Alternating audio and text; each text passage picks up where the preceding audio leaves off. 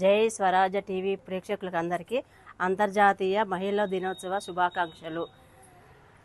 నా పేరు రజిత అండి. మాది ఇక్కడ హన్మకొండ. నేను ఇప్పుడు ఏంటిది చెప్పబోతున్నానంటే ధ్యానం గురించి నేను మాట్లాడదాం అనుకుంటున్నాను. నేను పత్రిజీ పితామహర్షి గారి ధ్యానం గురించి నేను మాట్లాడాలనుకుంటున్నాను. అయితే పత్రిజీ పితామహర్షి గారికి కుటుంబానికి ఇక వారి కుటుంబానికి ధ్యాన మిత్రులకు అందరికీ కృతజ్ఞతలు తెలియజేస్తున్నాను.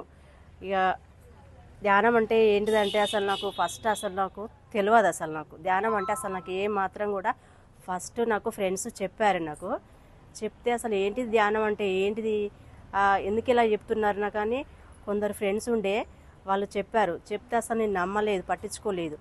అయితే నేను ఇక్కడ హన్మకొండలో ఉంటానండి. నేను మా ఇంటి దగ్గర ఒక లక్ష్మక్కయ్య గారు ఫ్రీగా ధ్యాన సేవ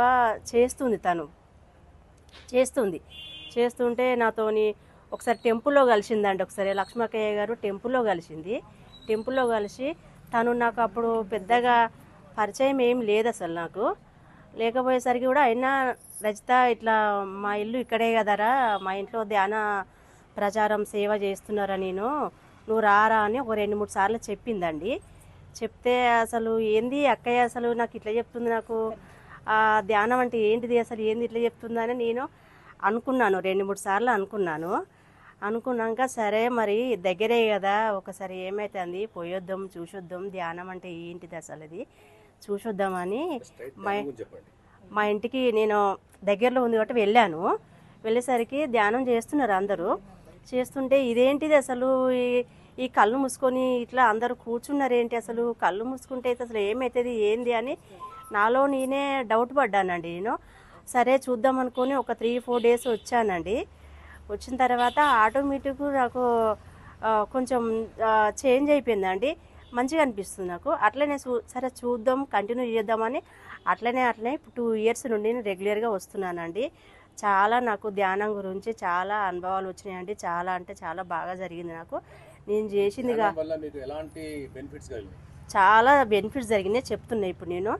ఇక ధ్యానం నాకు ఆరోగ్య విషయంలో చాలా ప్రాబ్లమ్స్ ఉండేయండి అసలు నాకు అదివరకు. నాకు ఇక ఇట్లా కొంచెం చేస్తా అంటే కొంచెం ఇక నేను సరే మంచిగా అనిపించేసి నమ్మకం అనిపిస్తే సరే కంటిన్యూ చేద్దామని కంటిన్యూ చేస్తున్నాను 2 ఇయర్స్ నుండి.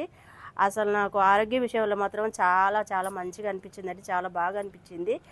అసలు నాకు జ్యోత్స్నక్కయ్య గారిని వాళ్ళ కుటుంబ సభ్యులకు చాలా చాలా ప్రత్యేకంగా అభినందనలు తెలియజేస్తున్నాను. ఎప్పుడు కూడా తనను అసలు నేను లైఫ్లో కూడా మర్చిపోలేను. అసలు నాకు ఏ డాక్టర్స్ కూడా ఇవ్వని ట్రీట్మెంట్ నాకు ఇచ్చింది కదా అని అది నా మనసుకు తెలుసండి. అది ఎవరితో చెప్పినా నమ్ముతారో నమ్మరో కానీ నేను ధ్యానం గురించి బాగా అర్థం చేసుకున్నా. నాకు అర్థమైపోయింది అదేంటి, అది చేస్తే ఏమవుతుంది, ఎట్లుంటుంది, ఆరోగ్యం ఎట్లుంటుంది, కుటుంబం ఎట్లుంటుంది అని మొత్తం నాకు తెలిసిపోయిందండి. నాకు పిల్లల విషయం కానీ కుటుంబం విషయంలో కానీ ఏ విషయం కానీ పాజిటివ్గా మనం ఎలా అనుకుంటే అలానే జరుగుతుందండి. నాకు 2 ఇయర్స్ నుండి ప్రతి విషయంలో కూడా పాజిటివ్గానే జరుగుతుంది.